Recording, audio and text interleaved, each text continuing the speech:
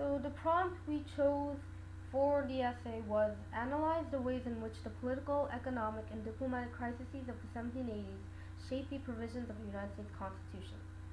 The 1780s is known as the critical period because there were a lot of problems going on at the time, mainly because of the weaknesses of the Articles of Confederation. What the prompt is asking us to do is more or less compare the Articles of Confederation to the United States Constitution. It's asking us what did the delegates during the Constitutional Convention change and revise about the Articles and give to the Constitution that fixed the problems going on during the 1780s. So it's asking for political, economic, and diplomatic crises of the 1780s. For political, I used Shays' Rebellion for the most part, how it influenced people to change the articles because they were afraid of another uprising happening and the state militia not being able to control the rebellion. For economic, I used um, how most how Congress had no power. I mean, it didn't have no power, but it didn't have the powers it needed as the central government to maintain the nation's interests. Um, and I included the Depression of 1784, how like after the Revolutionary War, there was a huge depression going on, and it really dropped economy and made a stagnant economy. For diplomatic, I used the United States failure to comply with the Treaty of Paris, and how the Congress was not able to force make the states obey the Treaty of Paris, and so because the United States wasn't complying with the Treaty of Paris, Britain refused to comply too.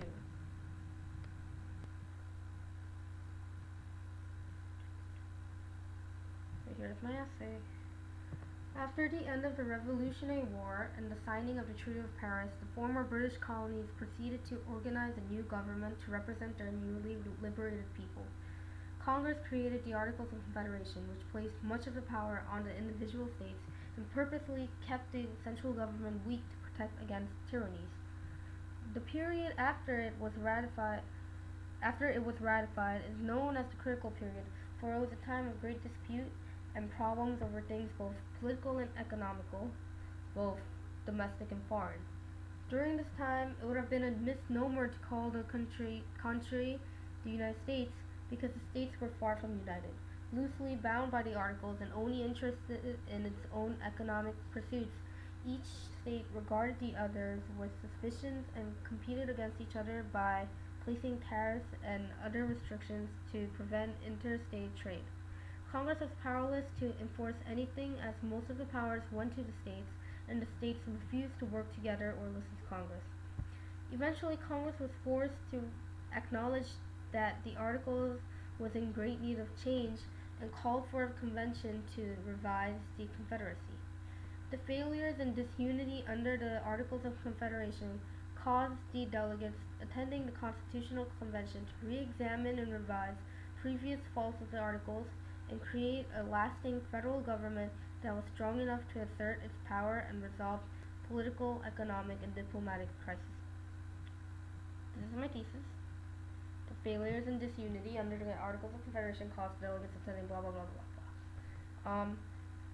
So I said that everything that happened during the 1780s, and how the articles failed to respond to all the things that happened in the 1780s.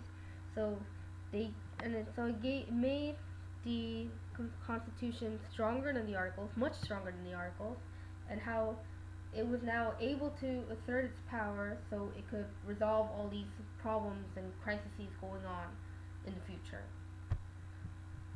When I write my introduction, I like to go back.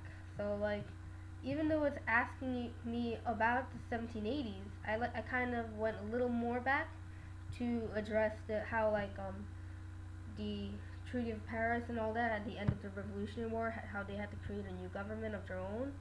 and how so it failed. And then I'm saying the articles failed because they weren't united. It was not strong enough. The federal government was not strong enough.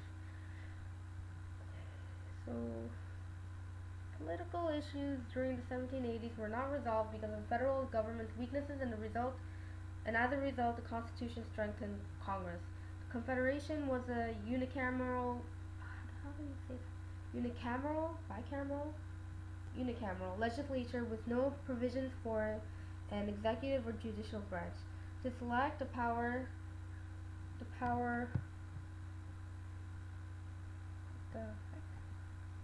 Okay, so after a quick ninja edit, Congress lacked the power to support the Union as it was unable to levy taxes, regulate interstate commerce, and enforce national policy. Unable to fund national matters, the government had to pander to the states, providing a weak front and thus encouraging state sovereignty. Without troops to enforce laws, Congress was unable to stop and subdue uprisings or make unwilling states obey federal law. The Shades Rebellion was a wake-up call to many. In 1786, a group of farmers took up arms against the state government in response to high taxes, imprisonment for debt, and lack of paper money. Because there was no national army, the state militia was required to put down the rebellion.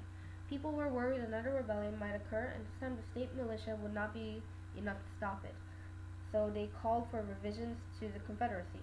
As a result, in the Constitution, Congress was given many new provisions that created a strong central government. Congress could now create taxes and raise troops, and also had oh, never mind. Also, an executive and judicial branch was created so that the laws could be enforced. The weak central government became stronger for the sake of maintaining a nation. To prevent a tyranny, the delegates created a system of checks and balances that made sure no branch gained more power than the others, and a Bill of Rights to ensure certain individual rights. Although many were afraid of a tyrannical federal government, people realized a weak central government could not protect the people, and it was necessary to grant it certain powers. Okay, so as I said before, I used the Shades Rebellion because many people, historians, teachers, etc., believe that the Shades Rebellion was like a major reason why we revised the articles and created the Constitution. People were afraid, and when people are afraid, they don't want to be afraid, so and then they make changes. So, and I address all the problems Congress had, like it was unable to levy taxes, regulate interstate commerce, and enforce national policy. Yeah, no executive, no power. It was a mess. Now address the economic issues. I really don't want to read this. Economic issues also caused changes that occurred in the Constitution after the Revolutionary War. The U.S. entered a severe economic depression from between 1784 and 1785, known as the Depression of 1784.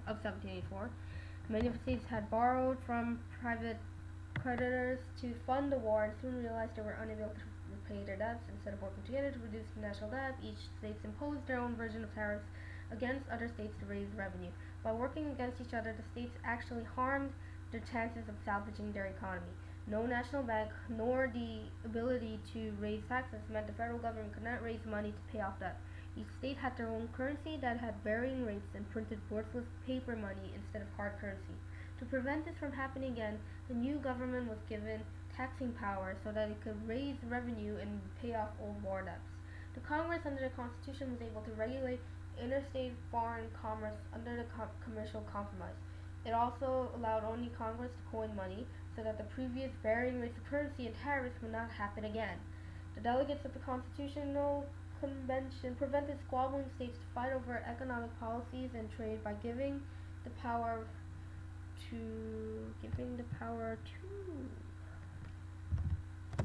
regulate interstate and foreign commerce and to coin money to the federal government. As you can see, there's a pattern between my essays. I say what was wrong with the Articles of Confederation and what what the delegates in the during the constitutional convention did to change it and make it better in the constitution. It happens also. It's the same in my last paragraph. It's a bit short, but I got lazy. So I in the diplomatic area of the body paragraph, I used the Treaty of Paris. So United States didn't comply with the Treaty of Paris, neither did Britain, and there was a lot of issues with that. Diplomatic relations under the Articles was ultimately a failure because the U.S. was not respected or taken seriously by other nations. To put it colloquially, the U.S. was a joke to other already well-established nations. Under the Treaty of Paris, the U.S. is supposed to give back property confiscated from loyalists during the war and repay debts to British merchants. In return, the British would recognize the U.S. as an independent nation and give up military outposts in the western frontier. A weak U.S. government could not make the states adhere to the treaty, nor could it stop Britain from placing restrictions on trade and maintaining the military outposts. Not only that, but winning the war could costed the benefits American merchants had under the British Navigation Acts.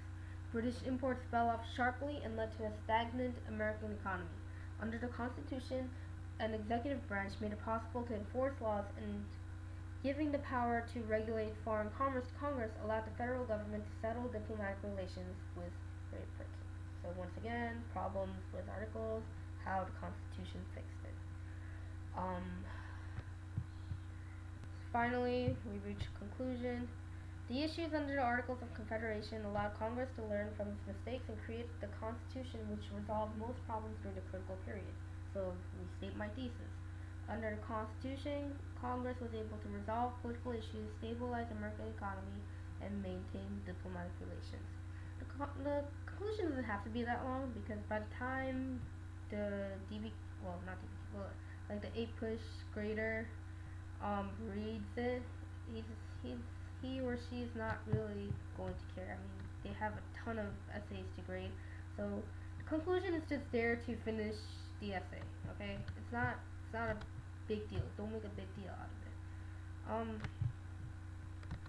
So certain tips I'd like to give is I know a lot of you think the textbook is a waste of time. I mean, like, why not just read the review book? It has all the important details and all, like, the textbook has the all like the hated global perspectives and like American views and all that, and they're like, why do we need to read all that? I mean, we don't need to read all that, right? Well, it gives like a little background. Like the 8-push essays, they really like detail, and the textbook, it has details, like all these sources, all these quotes and all that. The 8-push graders, like, they eat it up, like they like it. That's why the textbook is important. I mean, I'm not saying don't use the review book. The review book is really good too, but the textbook, it provides like, so the review book provides like the base, and the textbook provides all the details. And 8-push graders like details. That's why Mr. Dunphy always tells us to like to write sources, like not sources, but then, like, put extra details, quotes, like if you're using stuff from like a book, like a famous U.S. history book, then you should go like according to this author, blah blah blah blah, because 8-push graders love that stuff. Okay, so this is kind of awkward. Okay, bye.